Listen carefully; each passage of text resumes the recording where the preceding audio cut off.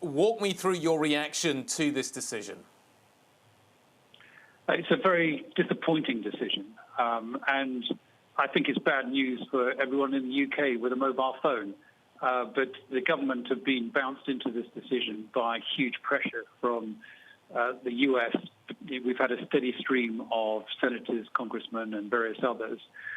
And the draft announcement made by the Department of Commerce, the Foreign Direct Product Rules, which are in draft at the moment, made the UK reconsider its decision to allow Huawei into the UK networks in January this year.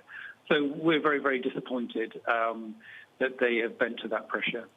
We feel that we are urging the UK government to reconsider and give us more time to identify the mitigations to the sanctions that the US have implemented. And we feel later on this year we will have some mitigations, and we'd like to talk to the UK government about. But the decision today is disappointing and bad news for the UK. In the meantime, though, what does it mean for Huawei? How much money do you guys stand to lose?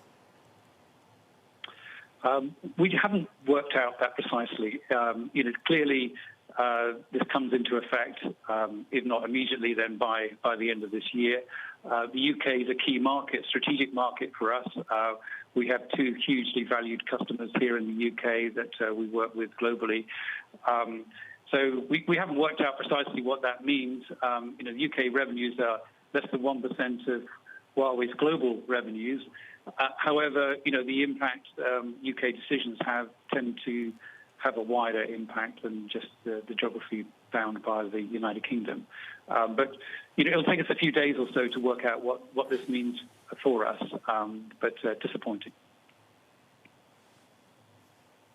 The sense seems to be that there is concern in the UK that once US sanctions kick in, a lot more of the equipment that is going to be built into Huawei's 5G kit is going to have Chinese derivation.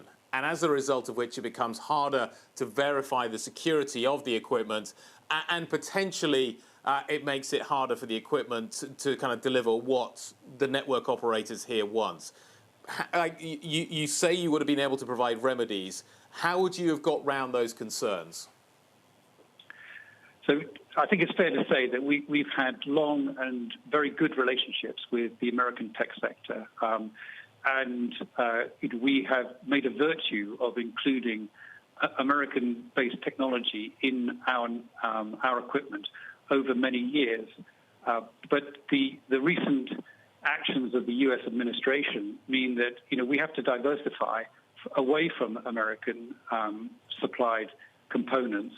And there is a growing market for non-American components that will go into the technology of not just Huawei, but other companies, countries that no longer want to have the vagaries of the American administration risk their investments. So it's not just China. And I fully understand the requirements of the UK government to verify the alternative components. And we think we need time to do that. But there are French, Israeli, other alternative companies that have this technology. The US do not have a monopoly on the invention in this space. They are way ahead of many others, but others are catching up very quickly. And there's a growing demand for a more diverse supply chain, which doesn't rely on American technologies. That will take time to develop. In the meantime, you mentioned that you want more time to sort of prove that you can fulfill what the UK is asking you. I'm assuming then you're talking to the telecom companies as well. Can you tell me about those conversations and how you want them to intervene or interject into this?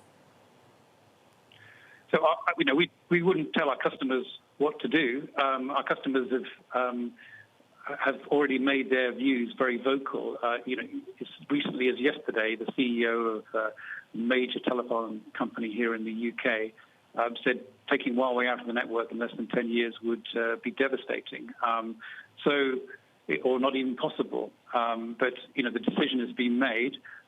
we will work with the UK carriers to fulfil the wishes of the UK government and support our customers in any way that they ask us to.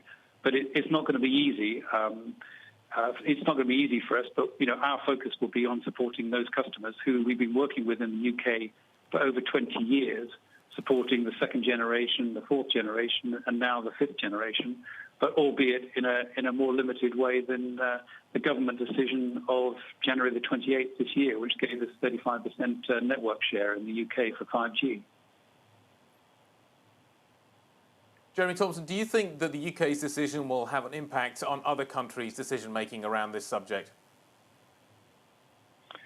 I think it might influence others, but I think the huge pressure from the American administration, either in person or virtual, is probably the primary reason why people are considering this. But ultimately, each country will make their own decision, and it's our expectation that we will continue to serve, in 170 countries, which we currently do. We provide telecommunications equipment to 1/3 of the planet's population, and 170 countries worldwide. Yep. It's our expectation that will continue.